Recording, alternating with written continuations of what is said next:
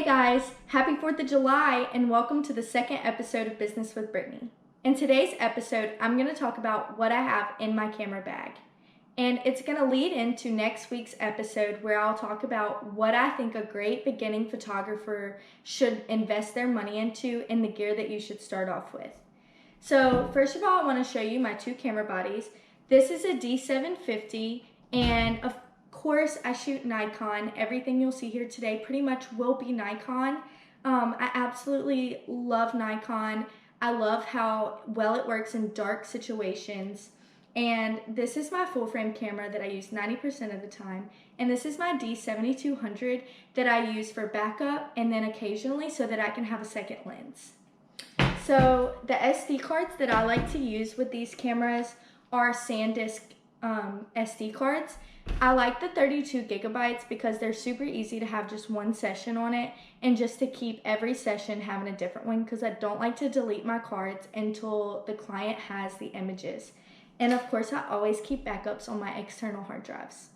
64 gigabyte ones, absolutely love for weddings and for larger sessions. And this one is 150 megabytes and it's super fast so that when I'm shooting at weddings and receptions, I can click it super fast and it's gonna record everything and it's not gonna pause me from shooting. So I have your standard Nikon batteries and Nikon chargers. Some people buy extra batteries that are not Nikon. I don't do that. I have all Nikon batteries and I recommend that just because I trust Nikon and the equipment that they have to work with the equipment that I bought from them. So the lens that I have on my D750 is an 85 millimeter 1.4. It costs around $1,500. It is super expensive, but it gives you these great creamy backgrounds and super sharp in focus people in the forefront. I only use this for portrait sessions and for people under 2. So if I have more than 2 people, like a full family, I'm not gonna put the 85 millimeter on. I'm actually gonna put my 50 millimeter 1.8 on. I absolutely love this lens. It's been with me since day one, since a sweet friend gave it to me.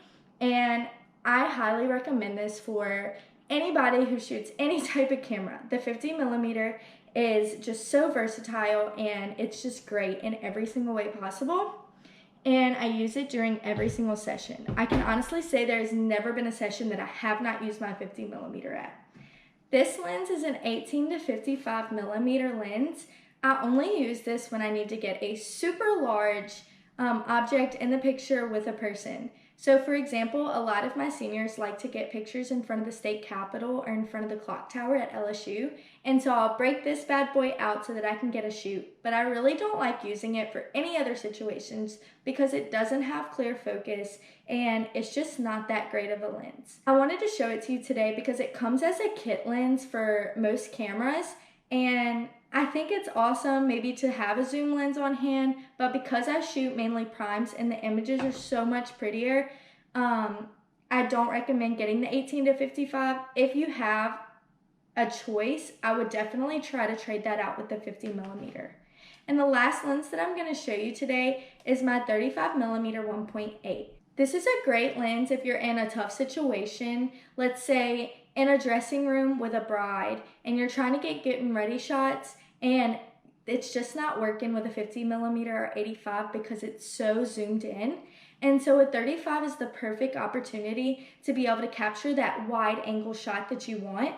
And I'm actually super excited because I just ordered my 35 millimeter 1.4 and I'll let you all know how I love that after it comes in and I get acquainted with it.